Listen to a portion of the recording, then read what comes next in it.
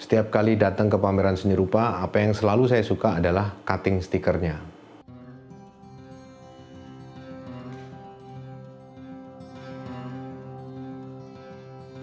Kembali lagi bersama saya, Martin Suryajaya. Kali ini kita akan ngobrol tentang estetika.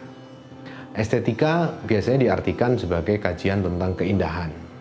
Istilah estetika sendiri sebetulnya punya begitu banyak arti. Sebagian mengartikannya sebagai kajian tentang keindahan, sebagian lain mengartikannya bahkan sebagai usaha untuk mempercantik diri. Sebetulnya kalau kita melihat sejarahnya, kata estetika sendiri itu bermula bukan dari kajian tentang seni ataupun keindahan. Penggunaan istilah estetika berakar pada suatu kata Yunani, aesthesis, yang artinya pencerapan indrawi.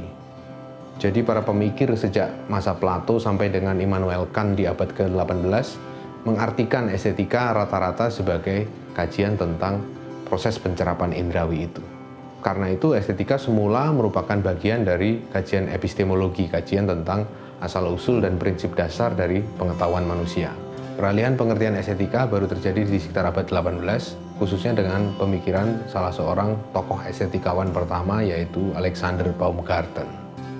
Tapi terlepas dari penggunaan istilah yang berbeda itu, sebetulnya wacana tentang kesenian atau keindahan itu sudah ada sejak lama, sejak masa Yunani paling tidak.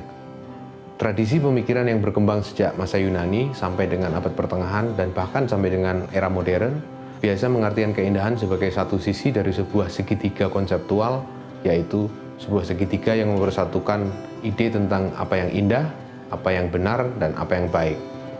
Bonum, verum, fulcrum. Bonum adalah kebaikan, verum adalah kebenaran, dan fulcrum adalah apa yang indah. Ketiganya untuk waktu yang sangat lama dianggap sebagai tiga sisi dari satu realitas yang sama. Kajian tentang estetika juga biasanya tidak hanya sepenuhnya dirumuskan dalam bentuk wacana rasional. Karena persoalan keindahan atau kesenian lazimnya memang tidak bisa diungkapkan secara verbal.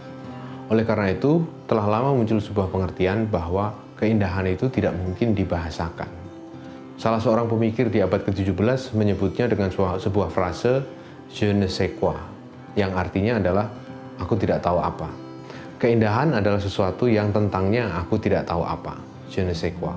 Itulah salah satu kekhasan dari wacana estetika yang membedakannya dari wacana cabang filsafat lain yang biasanya dirumuskan dalam medium yang sepenuhnya rasional.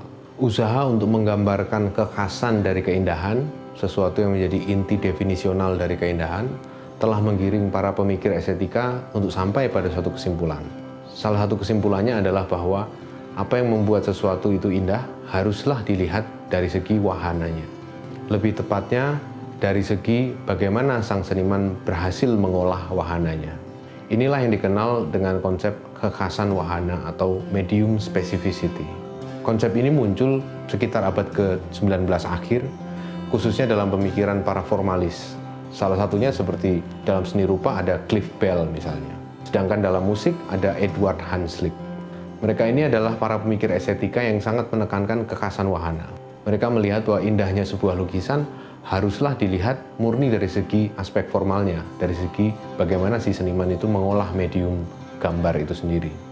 Jadi suatu lukisan itu indah bukan karena dia menggambarkan suatu keadaan yang ideal, suatu tatanan yang menyenangkan misalnya, tetapi lukisan itu sendiri sebagai wahana dua dimensi telah berhasil mengolah kekhasan wahananya dengan mengoptimalkan peran dari ritme dan warna, komposisi pada umumnya. Demikian pula dalam musik. Edward Hanslick percaya bahwa musik itu tidak seharusnya dievaluasi berdasarkan kontennya. Apakah sebuah karya musik menceritakan tentang adegan percintaan atau tentang epos sejarah, itu tidak penting buat Hanslick. Yang penting adalah bagaimana komposisi musikal di dalam karya musik itu. Dengan demikian, bentuk dan isi adalah dua hal yang berseberangan. Pemikiran ini sebetulnya muncul karena dimungkinkan oleh suatu pergerakan estetika yang muncul di awal abad 19. Pergerakan itu disebut sebagai gerakan seni untuk seni atau l'art pour l'art. Gerakan ini antara lain dipelopori oleh penulis Théophile Gautier yang berargumen bahwa segala macam yang indah itu selalulah asing dari kegunaan. Pandangan ini telah menghasilkan sebuah gerakan dalam estetika yang disebut sebagai estetisisme. Kaum estetisis percaya bahwa seni itu harus dimurnikan dari segala macam unsur eksternalnya. segala macam pertimbangan tentang manfaat, tentang efeknya bagi masyarakat, semua itu harus dikesampingkan dari pembicaraan tentang seni. Nah, inilah yang memungkinkan pembicaraan lanjutan tentang bentuk seni yang khas, yakni kekhasan wahana tadi itu. Tetapi seiring dengan perkembangan abad ke-20, wacana tentang seni untuk seni ataupun seni yang dilihat dari aspek formalnya tadi itu tidak lagi memadai. Salah satu pangkal soalnya adalah munculnya gerakan modernis dan kaum avant-garde yang mendobrak batas-batas dari apa yang disebut seni dan bukan seni. Dalam konteks seni rupa, tentu saja kita mengenal urinoirnya Marcel Duchamp. Karya instalasi ini jauh dari kesan keindahan ataupun kesan dibuat menjadi indah. Ia ditampilkan apa adanya, yaitu sebuah urinoir tanpa polesan apapun juga. Bagaimana kemudian mengevaluasi karya seni seperti ini? Konsep keindahan apa yang diperlukan sehingga karya ini bisa dievaluasi? Terlihat bahwa estetika abad ke-20 tidak lagi bisa didasarkan pada konsep keindahan pra abad ke-20. Apa yang dikejar oleh Duchamp atau para perupa lainnya bukanlah keindahan dalam pengertian pada umumnya. Kalau kekagetan adalah suatu keindahan, maka mungkin itulah yang dikejar oleh Marcel Duchamp. Tidak memadainya estetika formalis kemudian mendorong munculnya berbagai macam pemikiran estetika yang lain. Salah satunya adalah pemikiran tentang konvensionalisme. Bercermin dari karya-karya pop art di era 50-60-an, Arthur Danto mengembangkan suatu estetika yang dikenal sebagai konvensionalisme.